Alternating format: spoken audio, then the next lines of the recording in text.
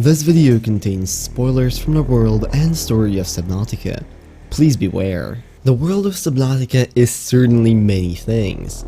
Beautiful, dangerous, fascinating, but perhaps most importantly, mysterious.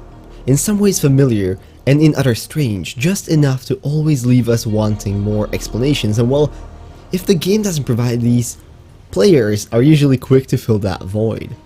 Because of this, the community continues to come up with intriguing theories about the Subnautica world, and well, today I'll be taking a look at another 3 of those, and presenting them to you as well as providing my personal opinion on how likely they are. So, without any further ado, hop into your CMOS, feel free to type out the "but that's just a theory" comments now, and let's go. And starting us off is a relatively simple and in my opinion quite believable one. The Degasi crew was a small cruise ship that crashed on planet 4546b around 10 years prior to the events of Subnautica. We learn about their existence mainly from PDAs scattered around their bases they left abandoned throughout the crater, 3 bases to be exact. However, in the trailer for the game, a mysterious 4th base can be seen as the presumably final resting place of Bart Torgal. Now the thing is, this base can never be found in the actual game, which has led many people to speculate about its location and or eventual fate. Seemingly though, many players have come to the same conclusion and a possible explanation to what could have actually happened. It's simple, the base was crushed under the Aurora. Now there are a few things playing to this theory which can make it seemingly believable, and the number one, the biggest one of them is that in the trailer we see the Aurora crash relatively close, or let's just say at least nearby to the base, which could either then have it drift over and slide onto the base, physically crushing it, or simply ejecting enough material from landing that the base would be buried for good.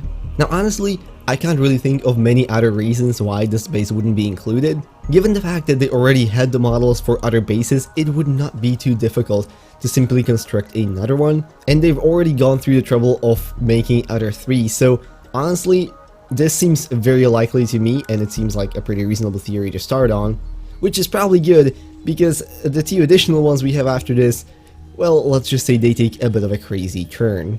And bouncing right off of that, you know what else took a crazy turn? The Aurora, after it was hit by a laser from planet 4546b, crashing down onto the planet, and you the player quickly grabbed a life pod, ejected out, and then hoped for the best. And as it so happens, you survived, everything went well. However, there is a very key point I want you to pay attention to here in this landing sequence. Let me play it.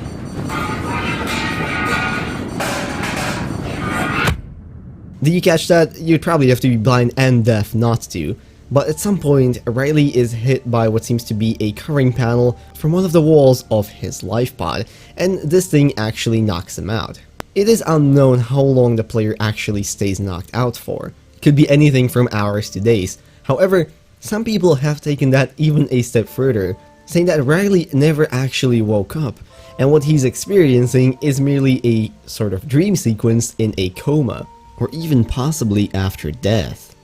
This will explain how he can go about this fantastic world with alien technology and cute fish that follows you, all of it being a bit too crazy to believe almost.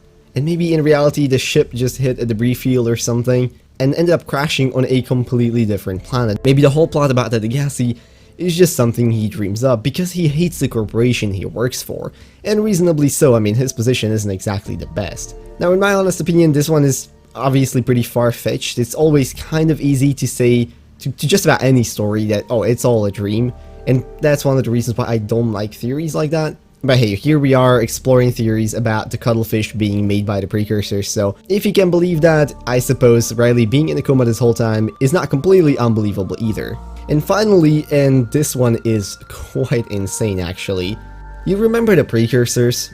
The mysterious race of super advanced aliens that have built bases all around the planet, that have been fighting the Carabacterium for thousands of years maybe, and that have all gone extinct quite a while before the events of Subnautica? Well, if you venture into their bases, you can find several objects which eerily represent things that could be found back on Earth. Not only that, some items are actually taken directly from Earth, And whereas most have assumed that this is because the precursors would have visited Earth at some point during their scavenge through the universe, there is a branch of people which have once again taken this way too far and said that not only have the precursors visited Earth, the precursors are actually a very distant branch of humans. How this would come to be, I have no idea. Perhaps an actual alien civilization came to visit Earth way back in the day. They took some humans with them, and those have later evolved to become the precursors that we now know, fighting the Carbacterium. But at the end of the day, the precursors are actually eerily similar to what humans could maybe one day become, and especially given the possibilities of how crazy an alien race could be, perhaps there is a reason for why they're so similar. Many of their technologies, in fact, are very similar to what can be found used by the humans in Natural Selection 2, a game that shares a universe with Subnautica.